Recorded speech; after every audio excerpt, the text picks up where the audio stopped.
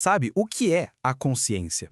De onde é que vem essa sensação de que existe um eu aqui dentro? Por séculos, essa foi uma das maiores, se não a maior, questão da humanidade. Bom, hoje a gente vai mergulhar numa teoria que, olha, vira tudo isso de cabeça para baixo. A pergunta que sempre aparece é essa, né? Será que a gente é só um cérebro, um piloto que está no comando de uma máquina que a gente chama de corpo, ou tem alguma coisa a mais aí? Por muito tempo, a visão principal que veio lá de filósofos como Descartes era exatamente essa. A mente era o piloto e o corpo uma máquina passiva. Mas aí vem o neurocientista Antônio Damasio e propõe algo totalmente diferente, uma ideia radical. E se a mente for, na verdade, construída pelo corpo? E é isso que nos leva a essa ideia que é, de fato, revolucionária. A nossa realidade, a nossa própria consciência, ela não começa com os nossos pensamentos, ela começa com os nossos sentimentos.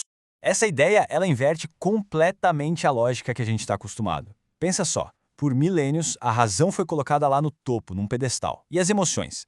Eram vistas como algo secundário, às vezes até como um problema. O que o Damasio argumenta é que os sentimentos são, na verdade, a base, o próprio fundamento da consciência.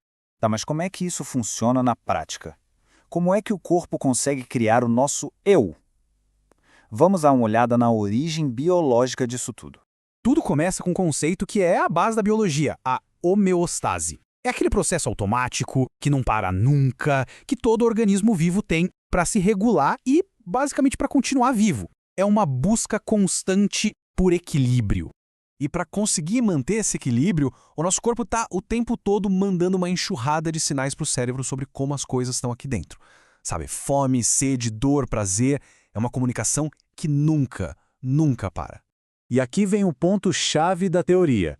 O cérebro pega todos esses sinais físicos e os traduz em experiências mentais. E é isso que o Damasio chama de sentimentos. E olha, não são só emoções como raiva ou alegria, não. São as sensações mais básicas de se estar vivo. Então, aqui a gente vê o passo a passo de como tudo se encaixa. O processo todo começa com a necessidade mais fundamental do corpo: sobreviver, ou seja, a homeostase. Essa necessidade gera sinais físicos o tempo todo.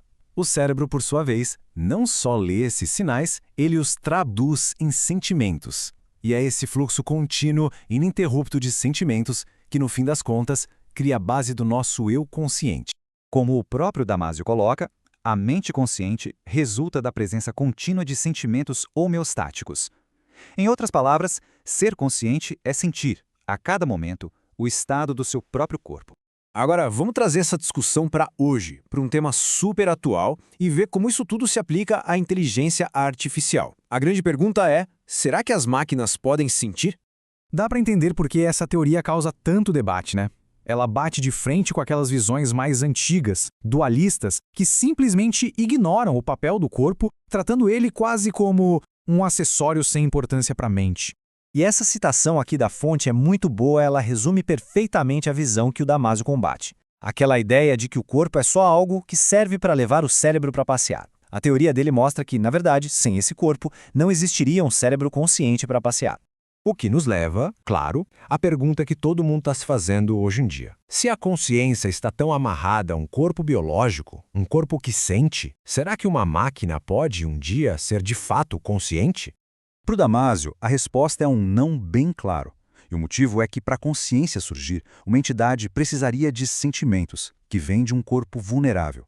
Precisaria daquele esforço biológico constante para sobreviver, a homeostase, e da interação real com um ambiente para se manter viva. As máquinas hoje simplesmente não têm nada disso. Então, o que a gente tira de tudo isso? Essa teoria nos obriga a repensar quem nós somos, nos dando uma perspectiva totalmente nova sobre o nosso próprio eu. A ideia central, a mensagem mais poderosa, é esta. A mente não é uma coisa que simplesmente mora no corpo. A mente é feita pelo corpo. Uma coisa não existe sem a outra. Isso muda tudo. Significa que, na nossa essência, não somos máquinas que pensam. Nós somos criaturas que sentem e, a partir desse sentir, nós pensamos. O sentimento vem primeiro. Isso tudo nos deixa com uma reflexão final. Se a nossa mente, o nosso eu, é inseparável do nosso corpo físico, da saúde dele, das sensações dele, Como é que isso muda a forma como a gente deveria viver o nosso dia a dia? Fica aí a pergunta.